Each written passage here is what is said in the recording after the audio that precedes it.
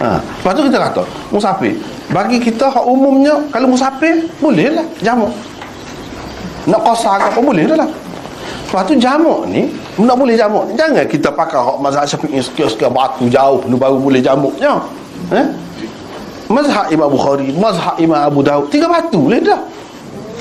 Lepas tu pakai hak tu, tak payah jadi syekh. Tak payah jadi syekh. Tak ada menarik langsung. Sebab tu kepada saya tak ada. Enggak dia. Boleh pakai hak tu.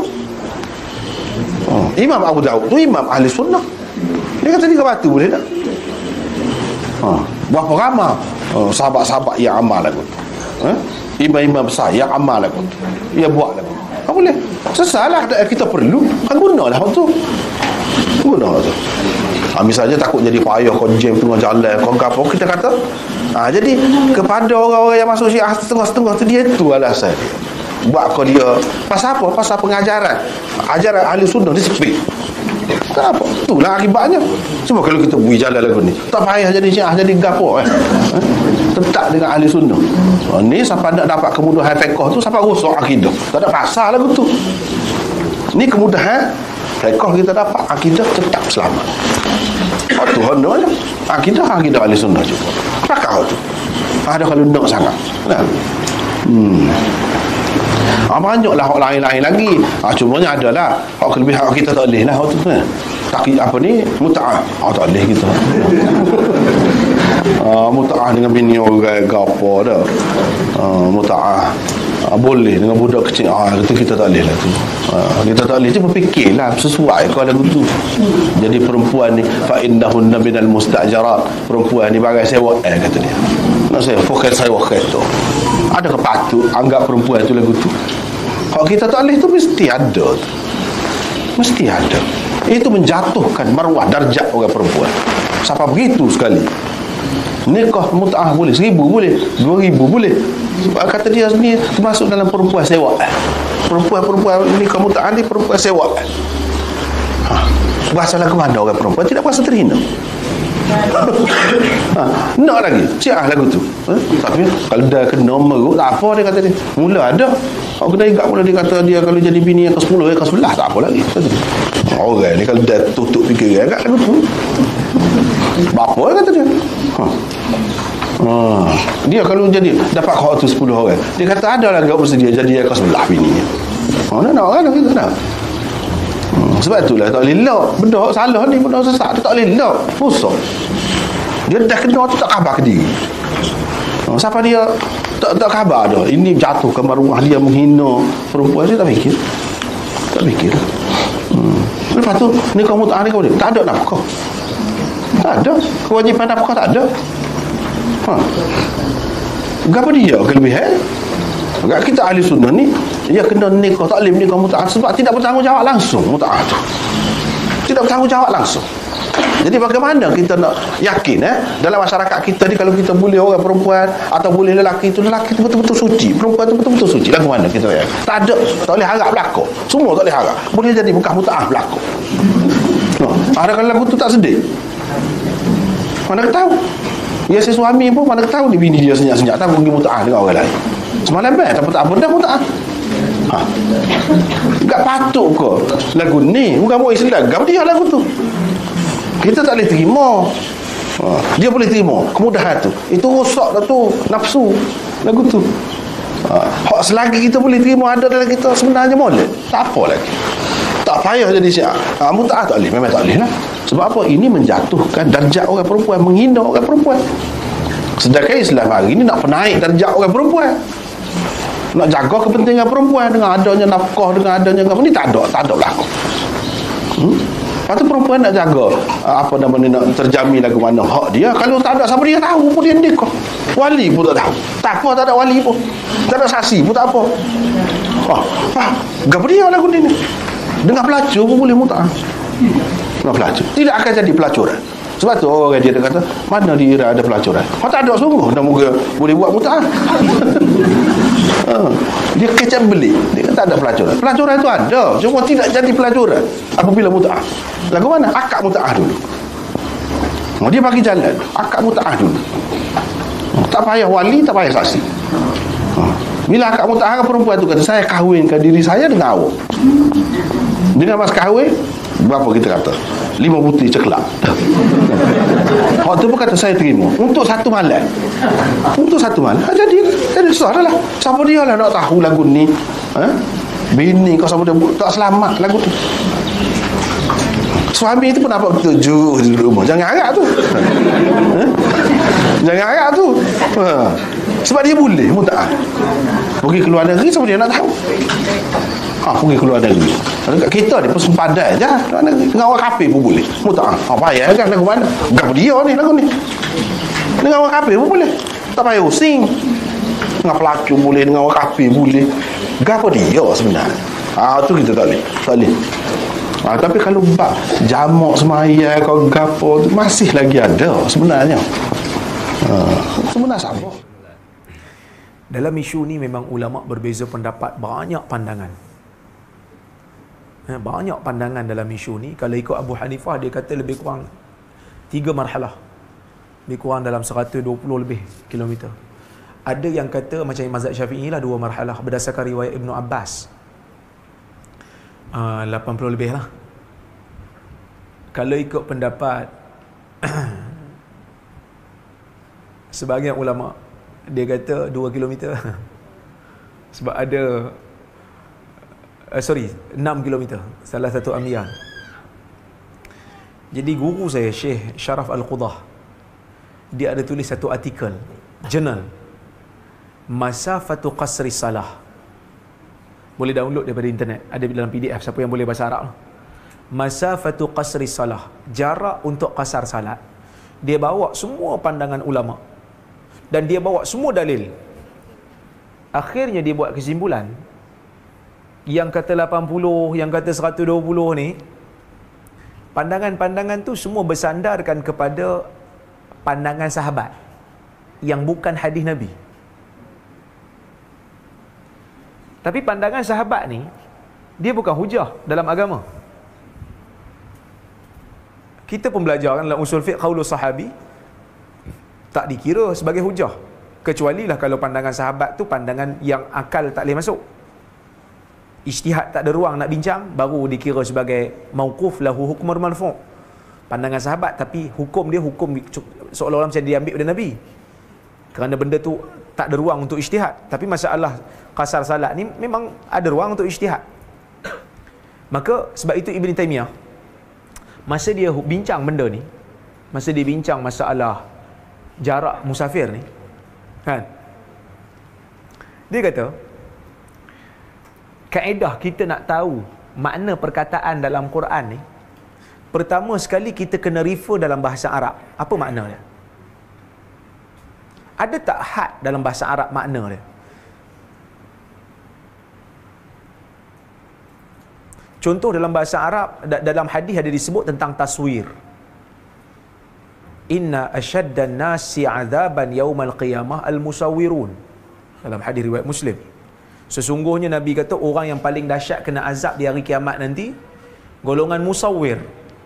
Nak faham makna taswir, musawwir ni kena refer pada bahasa. Oh, rupanya taswir ni orang yang ukir patung, orang yang lukis potret. So kita faham makna dari segi bahasa.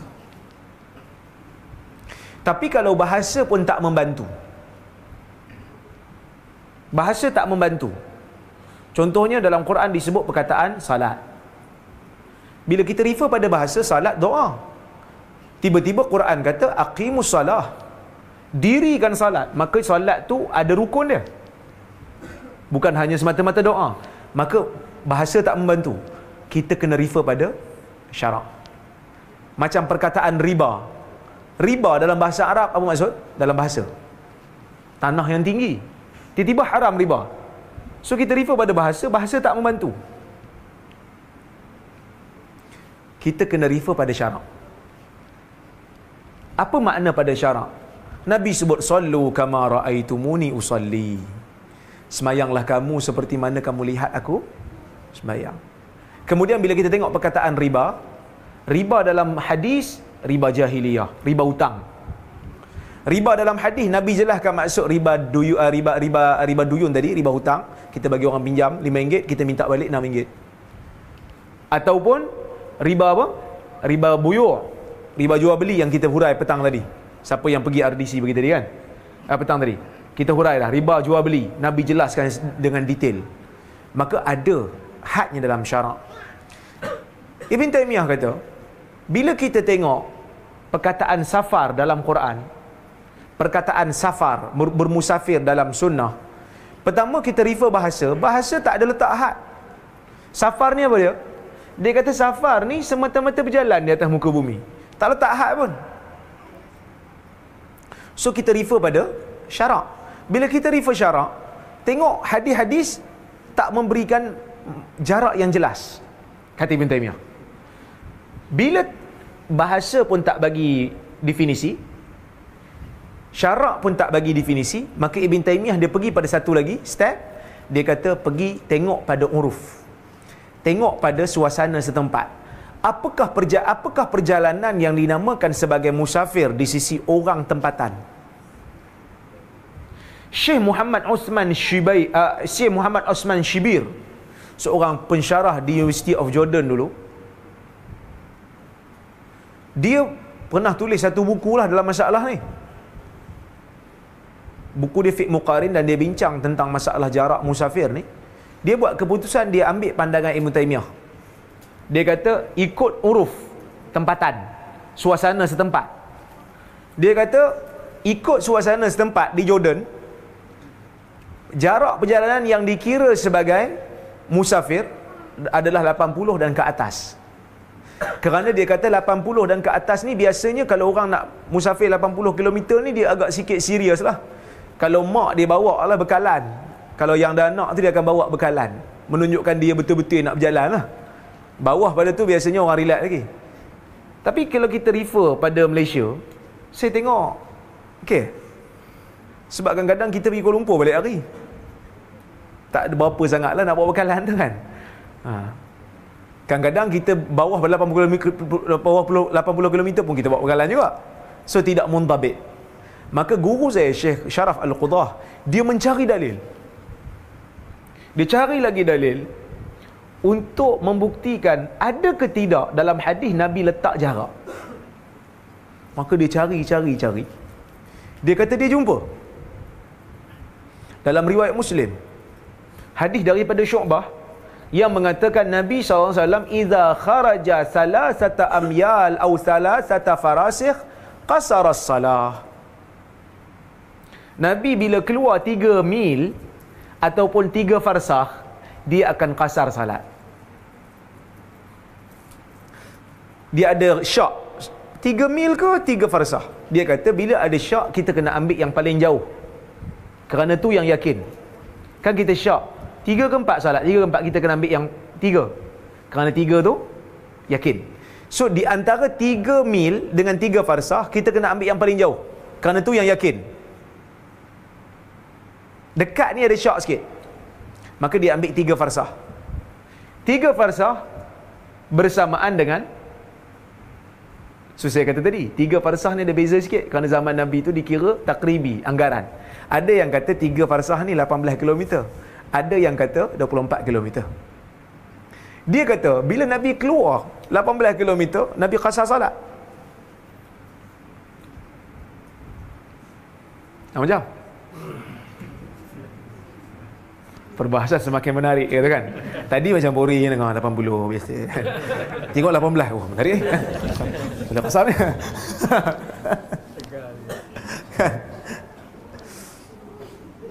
Majoriti ulama dia tak pakai dalil ni.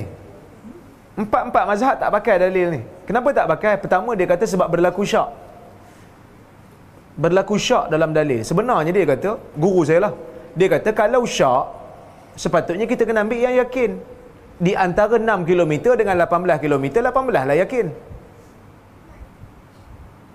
Majoriti ulama kata pula, oh tak, hadis ni kita jangan salah faham. Nabi bukan nak keluar 18 km, Nabi nak berjalan jauh. Tapi dia mula qasar salat bila dia lepas 18 km. Faham? Ke tak faham? Nabi nak berjalan jauh lagi, perjalanan dia tu melebihi jauh. Tapi bila dia mula qasar salat, bila dah cukup 18 baru dia mula qasar. Guru saya kata, tak betul juga. Sebab kalau itu betul, dah tentulah kita tak boleh qasar melainkan selepas 18 km. Tapi mazhab Islam kata, bila kita boleh mula qasar salat? Bila keluar dari kampung. Lantaklah 18 km ke tak 18 km. Kita keluar je pada pagar kampung. Sebab zaman Arab dulu, dia ada pagar. Arab kan dia duduk sekelompok, lepas tu padang pasir, lepas tu ada sekelompok lagi. Keluar daripada kelompok tu, katalah dia duduk betul-betul sebelah pagar. Selangkah keluar, dia boleh dah qasar. Tak payah tunggu 18 km. Ini takwilan antum, dia kata takwilan mazhab ni tidak begitu tepat.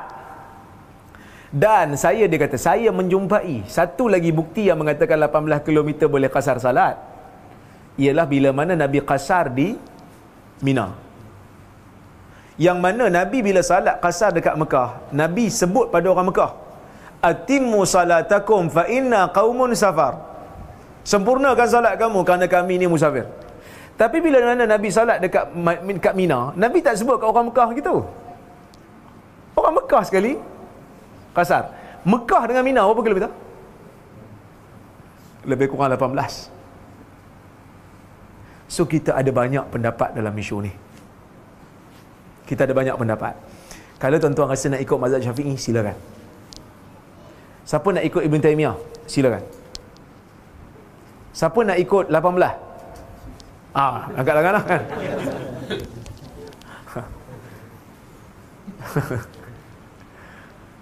Jadi ada perbezaan tu yang menyebabkan ulama berbeza pendapat lah. Dia masalah ijtihad sungguh lah. Okey, boleh dah?